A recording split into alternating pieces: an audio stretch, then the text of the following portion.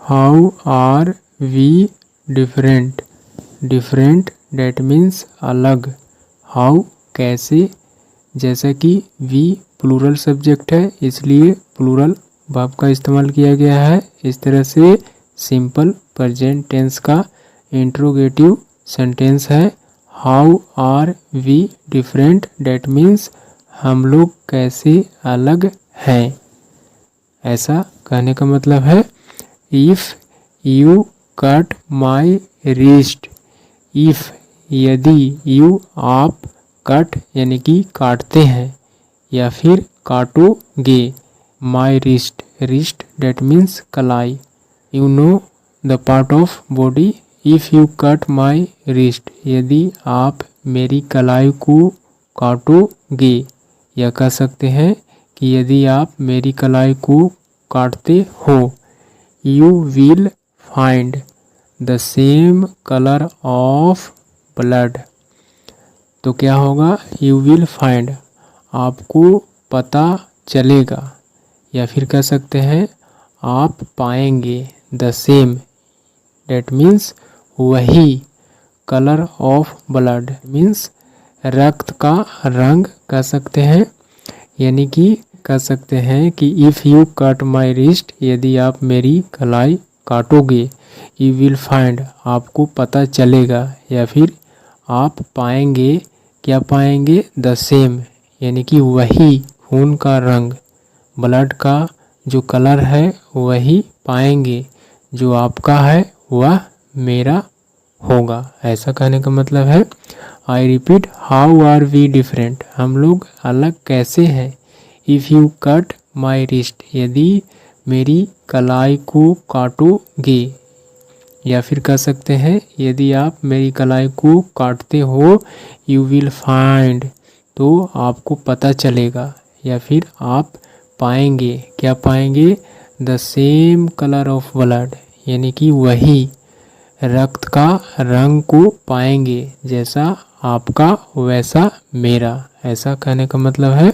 Next paragraph, lack of basic facilities such as washrooms for female workers, that means कहा जा रहा है lack. Lack का मतलब होता है अभाव, यू कैन से कह सकते हैं कमी, ऑफ किसकी कमी, basic facilities.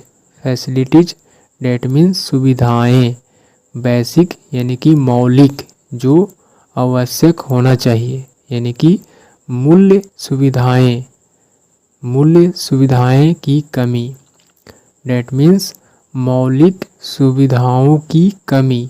Such as, such as का मतलब होता है फॉर एग्जाम्पल, यानी कि एग्जाम्पल के रूप में, उदाहरण के रूप में कह सकते हैं। Washrooms that means washrooms, you can say कह सकते हैं टॉयलेट, यानी कि washroom for female workers. Female का मतलब होता है महिला, कि महिला वर्कर, महिला कामगारों के, फॉर फीमेल वर्कर्स महिला कामगारों के लिए।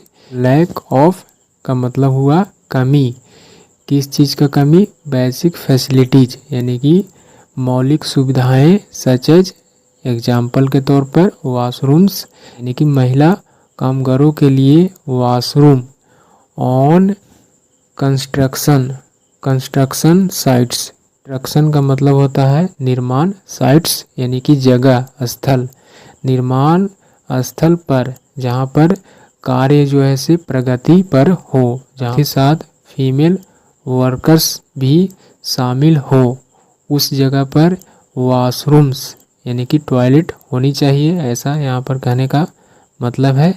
लैक का मतलब हुआ कमी, किस चीज़ की कमी, यहाँ पर ऑफ के बाद बताया जा रहा है कि कुछ मौलिक सुविधाएं, जैसा कि वॉशरूम के बारे में कहा गया, जैसे कि ऑफ के पहले लैक, लैक वर्ड का इस्तेमाल किया गया है as a singular subject.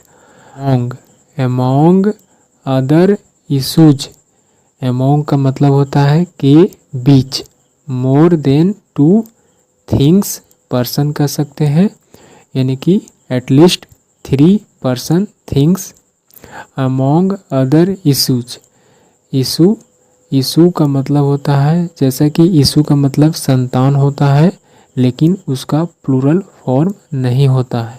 For example, मेरे 2 संतान हैं।